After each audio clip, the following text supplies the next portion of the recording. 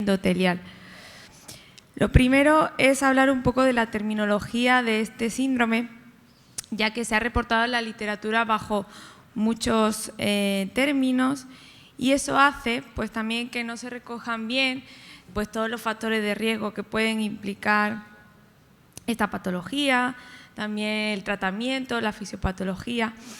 Y encontramos un artículo en este grupo de autores que recogía muy bien pues todos los factores de riesgo, la fisiopatología que había detrás del síndrome de misdirection bajo distintos nombres, ¿no? Dividió el síndrome entre síndrome agudo o esta condición cuando se desarrolla intraoperatoriamente, o el síndrome crónico, que es el que típicamente conocemos con el nombre de glaucoma maligno, cuando se desarrolla después de la cirugía, desde horas, días, meses o años después de una cirugía. El síndrome de misdirection realmente es una condición clínica a la que se llega al diagnóstico por descarte. Algunas de las características que encontramos en estos ojos son un aplanamiento uniforme, tanto central como periférico, de la cámara anterior, una iridotomía ante una iridotomía permeable y siempre que se haya descartado que haya detrás ninguna hemorragia en una efusión supracoroidea.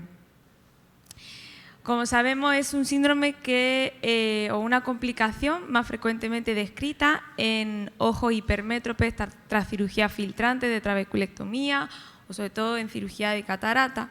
Sin embargo, lo que hay reportado en la literatura sobre queratoplastia pues es muy poco. Sí que está mencionado como complicación en series de casos y solamente hay 2 artículos reportados como case report, donde sí investigan un poquito más pues qué factores de riesgo tenían los pacientes que desarrollaron esta patología. Entonces, a raíz de ese case report, de este último case report, tuvimos la suerte de recolectar algunos casos que se habían dado en nuestro hospital, también en un hospital de Barcelona, Almería y Liverpool, y recolectamos un total de 11 casos. Retrospectivamente, estudiando estos casos, pues estudiamos un poquito los factores de riesgo y qué hipótesis podía haber detrás de por qué había ocurrido esta complicación. En nuestra serie de casos vimos que se desarrollaron 6 síndromes intraoperatorios, 6 misdirection agudos. Sabemos que después de la FACO el momento más crítico en el que puede ocurrir esta complicación es al final de la irrigación-aspiración, y en nuestros casos en la queratoplastia endotelial sobre todo los identificamos tras desplegar el injerto en los casos de DIMEC y durante la inserción del injerto en los casos de DESAEC mientras estaba funcionando todavía el mantenedor de cámara anterior.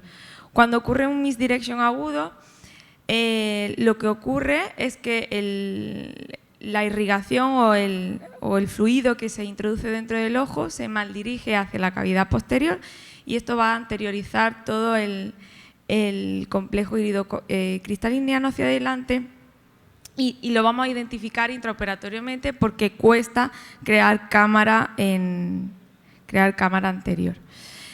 Cuando la cápsula posterior está intacta, la vía a través de la que pasa este fluido hacia atrás puede ser a través de la zónula. Por eso este síndrome sí ha sido descrito con más frecuencia tras pseudofoliación o en cataratas brunescentes. Y en nuestro caso, en nuestra serie de casos, aunque solo había 2 pacientes con pseudofoliación, sí destaca que los pacientes se iban a intervenir por una queratopatía bullosa pseudofáquica, pacientes que no habíamos operado en nuestro centro y que lanzamos la hipótesis de que quizá pues esas cataratas fueron más complejas y en cierta forma estos ojos podían tener ya como una comunicación anómala entre la cámara anterior y la cavidad vítrea que aumentara el riesgo de desarrollar esta patología. En los casos del síndrome misdirection crónico o posoperatorio, uno de los casos lo identificamos a la tarde postquirúrgica y los otros 4 casos fueron al día siguiente. Las teorías fisiopatológicas del síndrome de misdirection crónico o glaucoma maligno, todos coinciden en que estos ojos tienen una predisposición anatómica con cámaras anteriores estrechas o anteriorización de los procesos ciliares, y otros autores hablan del papel de una expansión coroidea que haga que también aumente la presión en la cavidad posterior y desarrolle el síndrome. Algunos factores de riesgo incluidos o descritos en la literatura, pues ya lo hemos visto, una alta irrigación en cámara anterior, debilidad zonular y sobre todo predisposición anatómica, hipermetropía, longitud axial corta, cámara anterior estrecha. También el sexo femenino, porque ya de por sí se ha descrito que las mujeres tienen una cámara anterior un poquito más estrecha y una anteriorización del iris hacia adelante. Se han reportado algunos casos de que el tratamiento con pilocarpina o con mióticos puede también jugar un papel en dar lugar a un misdirection. Lo que describimos en nuestra serie de casos son longitudes axiales medias de 21,7, cámara anterior de 2,4 y prácticamente el 73% de la muestra eran mujeres. Como digo, mayoría mujeres, mayoría por queratopatías bullosas, aunque tener la presión alta antes de la cirugía también se ha descrito como factor de riesgo. Todos nuestros pacientes tenían presiones controladas, pero sí que tenían 4 de ellos tratamiento antiglaucomatoso. Longitudes axiales, pues la más corta era de 20,1, la cámara más estrecha era de 1,6 y una media también del poder dióptrico alrededor de 27 dioptrías. En el momento agudo, cuando ocurre esta patología, lo que hay que hacer es descomprimir el vítreo. Si se tiene a mano, lo ideal es con un trocar o un vitretomo, si no, pues con una aguja vía pars plana. Y aunque el manitol nos ayuda en el tratamiento, pero no va a curar la patología, así que hay que ponerlo preventivamente en estos casos.